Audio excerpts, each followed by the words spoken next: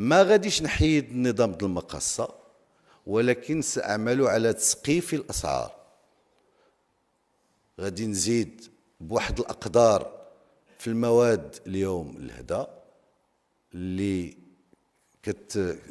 كتدعم، وفي الجانب الآخر هاد المواطنين غادي يستافدوا من دعم مباشر يساوي أضعافا مضاعفة تكلفة هذه الزيادات المحدودة من هنا ل 2026 في المواد المدعمة.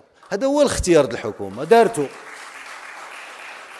واش هذا الاختيار ما فيهش رأي آخر كيف قال السيد الوزير؟ كاين دليل على أنه في ظرف 30 سنة كان واحد الاختيار سياسي، وهو أننا نحيدوا الدعم نتاع المواد السائلة، وقلت فيه رأيي وأعيده، لأنه المواطن المغربي اللي خصو الدعم، اللي عنده وضعية نتاع الهشاشة، ما تيستهلكش 3 د البوطاط ونص اللي تدعمهم الدولة. هذا هو الكونستا. الدولة اليوم لكل فويي تتخلص 3 د البوطاط ونص. 3 د البوطاط ونص الوضع اش فيه؟ واحد تاكل وتيستهلك واحد البوطه، واحد تيستهلك 6. دونك وباسم هذاك الواحد اللي فقير ويستحق الدعم كنوجهوا الدعم لواحد اخر اللي تياخذ 6. هذا هو الواقع نتاع المقاصة. واش نصلحوه ولا ما نصلحوش؟ نقولوا الحقيقه كما اتيت وكما خصها تنزل. هذا هي المقاصة. نجي للتضريب. دابا انا غير بغيت نعرف هاد الضرائب اللي زدنا فيها شنو هي. الماء هبطناه من 7 ل0. السيد الرئيس قال لك اودي جبتيو وتلاقيتيو وفعلتيو. دابا كيفاش غادي نتعاملوا في التعامل بين المؤسستين؟ واش في واحد البناء ايجابي؟ انا شخصيا درت 2 د الاجتماعات مع الفرق الاغلبيه والمعارضه. 2 د الاجتماعات. في الاجتماع الاول حضروا ليه كل الساده النواب من مختلف الفرق، وفي الاجتماع الثاني تعذر على بعض الرؤساء الحضور. وكانت نيتنا هو اننا التقطوا الاشارات الايجابيه ونتفاداو واحد لا بيرسيبسيون على اننا بصدد ضرب القدره الشرائيه، ونصلحوه بكل جرأة وبتلقائية. الخلاصة ديال القول اليوم الماء هبط من 7 ل0.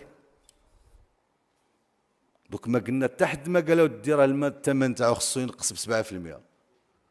هذه هي الحقيقة. هذا الشيء اللي خصنا نقولوا للمواطنات والمواطنين. الكهرباء ما غادي تزاد فيه حتى درهم حتى ريال لسبب بسيط. لا غادي نجاوبك على ما سيقع في المستقبل الذي لا يعلمه الا الله. دابا في الكهرباء انا كنقول لك المشروع ديال القانون ما فيهش زياده. تحدثتم باسهاب عن الشاي. دابا اش من شاي كنا كنتحدثوا عليه؟ واش هذا اللي كناخذوا في المغرب في الطاوله المغربيه؟ هبطناه من 32 ونص ل 30. الثمن تاعو خصو ينقص ب2 ونص. غير شرحنا وقلنا يا ودي ديك 2 ونص معطيه للناس اللي تيجيبوا اتاي اون فراك وخصهم يديروا له التعليب في المغرب، ما يبقاوش يجيبوه لنا بواطات صغار ويبيعوه لنا في السوق مباشره ويستافدوا ب2 ونص، باش ندعموا الصناعه المحليه في حدود معينه. دونك فينا هو الارتفاع نتاع اتاي. الزبده هبطناها ذات الاصل الحيواني النباتي غير ممكن، لأن المدخلات نتاعها هي مواد دهنية تؤدي الضريبة على القيمة المضافة. ترونسبور قلنا يا ودي النقل نتاع البضائع السلع بين المدن هبطناه من 14 ل 10. دوك دورنا ان خص الثمن تاع النقل د هذه البضائع يهبط ب 4%. تنقل للمواطنين لا في الترام ولا في الترونسبور نتاع لي بوس يعني لوربان هبطناه من 14 ل 10. دوك فين هي الضريبه؟ غادي نجي للمواد السيشوار والحلاقه الى غير ذلك اللي طلعنا فيها الضريبه من 30 لسبب بسيط وشرحناه باسهاب وقلنا يا ودي هاد المواد البوادر نتاع الصنع نتاعها محليين موجود، والتزمنا مع الساده والسيدات النواب اننا نمدهم بكل هذه المعطيات. وقلنا يا ودي الا كان هذاك الثمن باش غادي يشري داك المواطن ديك الاله بشويه قل من داك الثمن اللي كنستوردوا به، ولا حتى الا كان نفسه كيتصنع محليا نشجعوا هذه الصناعه المحليه.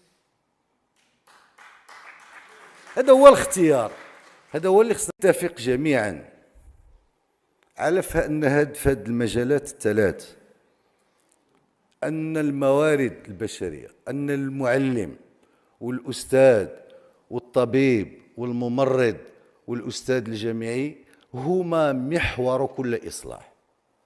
اصلح كيف ما بغيتي الشيء الاخر، الا ما كانوش هادو تيشتغلوا في ظروف حسنه ما يمكنش نواصلوا المسار،